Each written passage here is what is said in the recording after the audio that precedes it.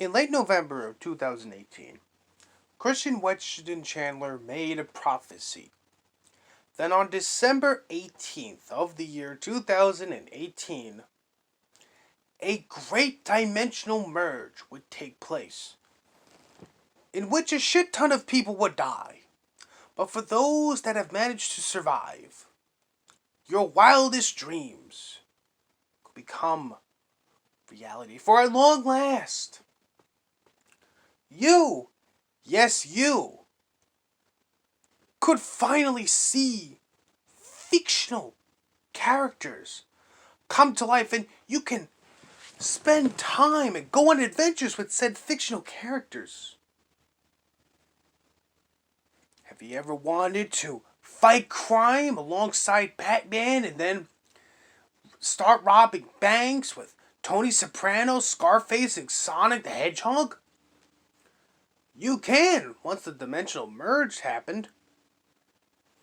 Have you ever had fantasies of having your very own harem of cat boys or cat girls? Well, you could indeed, once the dimensional merge happened. Have you ever had the desire to get fucked in the ass by Superman and the Incredible Hulk and live to tell the tale? Well, you could, you fucking degenerate you, once the dimensional merge happened. But 2018 came and went. The dimensional merge didn't happen. Then 2019 came and went. And nothing happened. And then 2020 came and went. And again, no dimensional merge whatsoever. But Chris Chan still believed in his heart that the dimensional merge would happen. And I think it's safe to say the dimensional merge is indeed happening, but not in the way you think. Because given everything that's been happening within the past week or so, not just in regards to the wider internet as a whole, but what's been going on with me, I'm inclined to believe that the dimensional merge is happening. Because quite a lot of insane things have been happening recently that I can't not help but just chalk it up to, yes, the dimensional merge is happening. It's happening, boys, it's happening. Because boy, oh boy, we got a lot to talk about today. A lot of stuff's been happening. Owen Nelson of the Springcasters did a complete 180. Did something I never thought he would ever do. We have more Chris Chan updates and Ralph updates, and surprisingly, those two intertwined. I gotta find out why, but first things first. First thing is first. We have to talk about Owen Nelson and what the fuck happened with that guy. And why what Owen Nelson did nearly gave me a heart attack. I had to punch myself in the balls at least 3 times to make sure I wasn't dreaming or anything, and I wasn't in a coma. Now, for those who do not know who Mr. Owen Nelson is, Owen Nelson is a member of the Springcasters, a group of mentally unhinged, autistic people who hate my guts with a burning passion. All because I decided to clown on them. They couldn't take a fucking joke. And Owen, he's definitely not a man who could take a joke. I pointed and laughed at his buddy, Future Enterprises, for making a little exposed video on me and failing to deliver. And Owen Nelson, being the internet tough guy that he is, decides he's going to take off his shirt, put on his bandana, show the big scary penguin man who's boss. Of course, I decided to troll him, and what does Owen Nelson do? Well, he decides to throw a massive fucking temper tantrum. And it became a recurring thing. Owen would try to act all tough, try to put me in my place. I'd point and laugh at him, and I'd make fun of him, and he'd start crying started ending all tough again. The cycle would go on and on and on and on and on. But recently, that might have changed. Because for the first time, Owen Nelson actually sided with me for once. Owen Nelson did the unthinkable. He went against the chain of command. He did not listen to his shepherd, no. He put his foot down and he said, no. I'm going to side with Alistair Mycroft on this one. What was it about, you may ask? Well, it revolves around our old friend, Mr. Balis, the Romanian man baby. A little video I did on him, where Balis threw a massive fucking temper tantrum and accused me of kicking him from the Springcasters wiki page, which, as I've stated before and I will state it again, there was no way I could have actually done that because I am not the admin of the Springcast wiki page, and I will never be. And to be fair, even if I was the admin of the Springcasters wiki page, how the fuck that would happen, I don't even know. But if I was, a lot more people would have been kicked besides Balis. Would I have kicked Balis with the Springcasters wiki page if I was given admin powers? Maybe. Would Owen Nelson and KJ get kicked? Definitely. But, as it turns out, the email Balis received from Fandom proved otherwise, that it turns out, no, I did not indeed kick Balis from the fucking Springcasters wiki, that I indeed actually edited his page a bit. But of course, that didn't stop Balis from throwing a fucking temper tantrum, making a complete total fucking idiot of himself. He spurred out so fucking hard that even Owen Nelson wasn't going to put up with it. For he rolled up in my YouTube comments and he said, no, I'm actually going to have to agree with you on this one, Mr. Mycroft. I'm actually going to have to side with you on this one. Because as it turns out, there might be a bit more to this story than I initially thought. Balis might have been a really naughty boy. Might have made an absolute fucking idiot of himself. The Springcasters even had to put their foot down and say no. So it looks like the Springcasters might have kicked Balis from the fucking wiki forum. And Balis didn't want to fucking admit to himself that he fucked up royally. That his actions led to him getting kicked from the Springcasters forum. So of course, rather than taking some time to reflect on his behavior, he decides, fuck it. He's going to go live on YouTube and cry hysterically about little old me. Blame me for everything in the hopes that he can get some fucking sympathy from, well, whoever. But of course, that didn't work now, did it? Now, I really can't say for certain what the future of Balis and the Springcasters is. Because the Springcasters have a behavioral ranking system. Yes, really. And it consists of a few colors. You got your green card, your yellow card, your red card, and, the worst one of all, the big black card, the Tyrone card. Now the way it works is this. If you happen to have the green card, the Springcasters, everything's fine. You're a good little boy. Nothing bad is going to happen to you.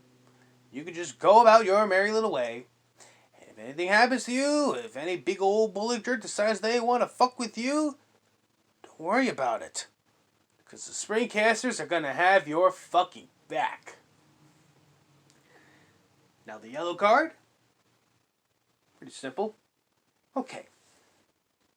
Yeah, you made an oopsie. You made a little oopsie. You're going to have to be pulling on timeout for a little bit. Not that long.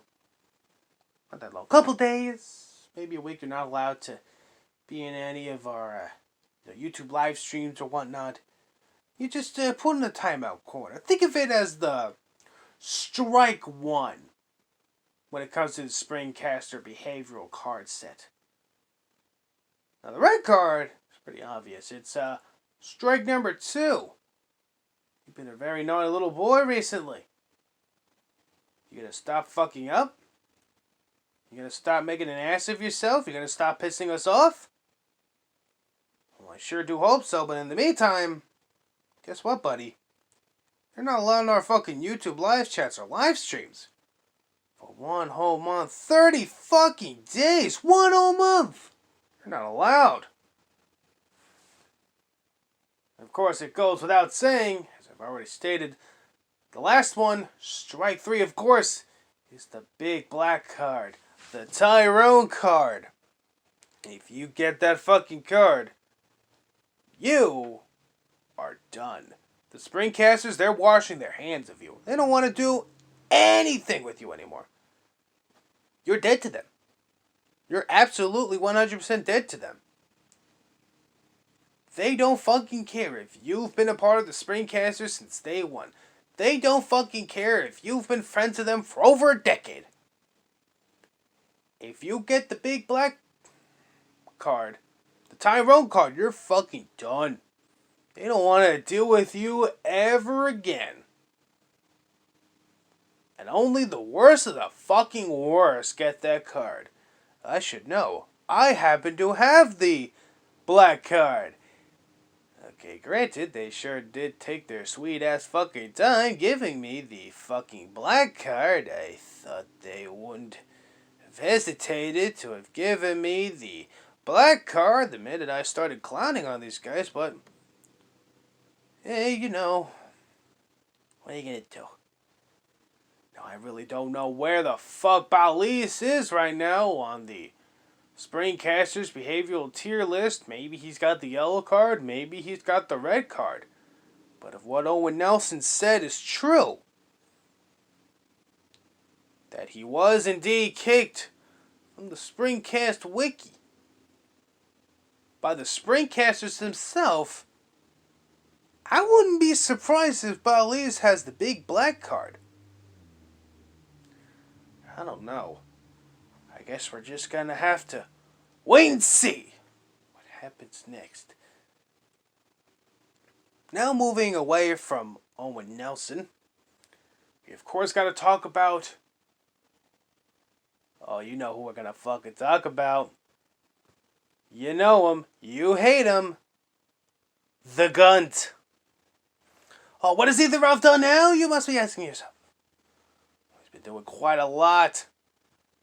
And this also intertwines with Chris Chan, so we're going to talk about them both together. Now, first off, where we last left off, Chris Chan was exposed for doing the nasty with his mommy. And after that, Chris Chan was taken away from his home. A protective order was put out against Chris Chan on his mom. Basically, he was not allowed to contact his mom in any way, shape, or form. Otherwise, he'd be fucking arrested. Now, keep in mind, as of this video, Barbara Chandler is still in a hospital somewhere.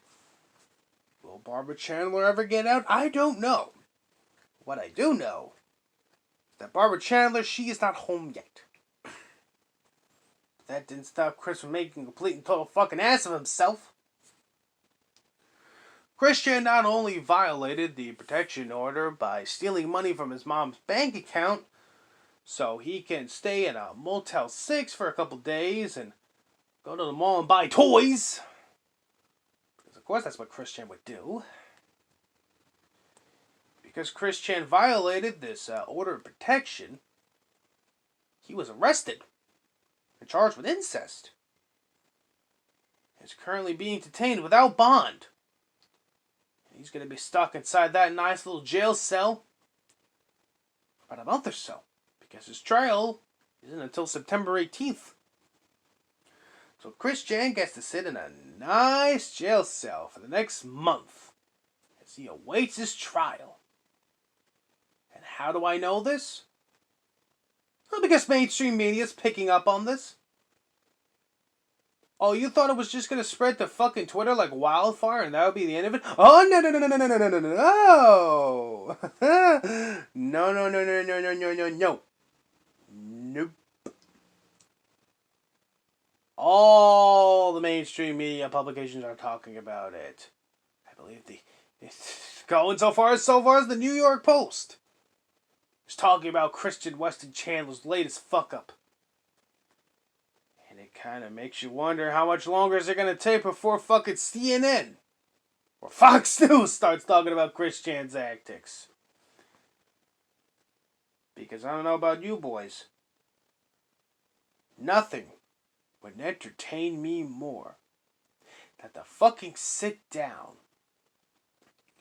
and watch Tucker Carlson talk about Chris Chan and what the hell he just done to his boomer audience. Oh, that'd be a lot of fun. I could just see the boomer normies watching Fox News and learning all about Chris Chan and his fucking antics. Oh, that's going to be wonderful. Now, I know what you're thinking. The mainstream media is talking about Christian Weston Chandler getting arrested in the art. The question must be asked, who exactly videotaped Christian Weston Chandler getting arrested?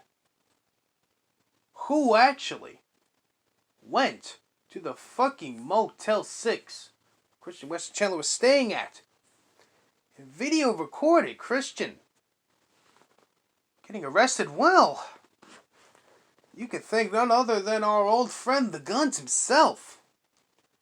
Because yes, Ethan Oliver Ralph, the owner of the RalphRetort.com, has entered into Christery. Because Ethan Ralph, dressed up as classic Chris Chan in the fucking red and blue polo shirt, decided he was going to take his fucking fiancée pantsuit party. Yes, they are engaged now. I still can't fucking believe it either. Decided they were going to spend their first day being engaged by going Chris Chan hunting. Now, the idea for Ralph was he was going to find Chris Chan's hotel room, kidnap Chris Chan, shove him into Ralph's car, and then drive all the way to Ethan Ralph's crack shack so Chris Chan can do a one-on-one interview exclusive with Ralph and dunk on Joshua Kenner Moon, the owner of Kiwi Farms. Yes, really. That was the whole reason Ralph wanted to kidnap an autistic, nearly 40-year-old man who's been accused of fucking his 80-something-year-old mommy with dementia. Was just so he can force Chris Chan to talk shit about Josh. This is reality. I hate that I fucking have to live in this timeline. I hate it every day. But you wanna know something? I've learned to accept it. I may not like it. I may hate it. I may wish constantly that the big man upstairs would hit the fucking reset button so I can get off of this crazy train. But I have accepted my fate. I have accepted that I have to live in this fucking timeline. And there's no real way of getting out. Just yet, at least. So, just gotta make the most of it. And of course, Ralph videotaped the exact moment Chris Chan was getting arrested. So again, Ethan Ralph has entered into Christery. Sadly, I never thought such a thing would happen, but again, I firmly do believe that the dimensional merge is happening. I mean, just like Christian said, you know, first things first, a bunch of people gotta fucking die. And, well, we are still in the midst of the worst pandemic the human species has had to deal with since the Spanish flu of 1918. So it's starting to come together. Christian's getting arrested for fucking his mom. Ralph's famous again. Mainstream media articles are gonna start talking about Ethan Ralph and the fucking stream that he did. Ralph's gonna be getting married again soon.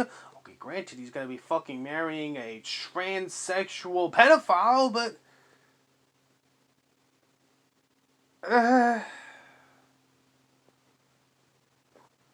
I mean, if Ethan Ralph can marry a fucking kitty fucker, as terrible as that is, maybe I'll finally find love. Maybe I'll finally find a girl on the internet stupid enough to marry me. I don't know. The possibilities are endless. Yeah, so that's where we are right now. Owen Nelson did the unthinkable and actually sided with me for once. Ethan Ralph proposed to his horse-faced, transsexual pedophile girlfriend and spent the day trying to kidnap a nearly 40-year-old autistic man who was recently arrested for fucking his 81-year-old mom with dementia. This is the world I live in, and I am perfectly okay with it because there is nothing I can fucking do to change it. I know people like Nick Fuentes and the rest of the Merry Band want to say we get behind them, they're gonna change the world.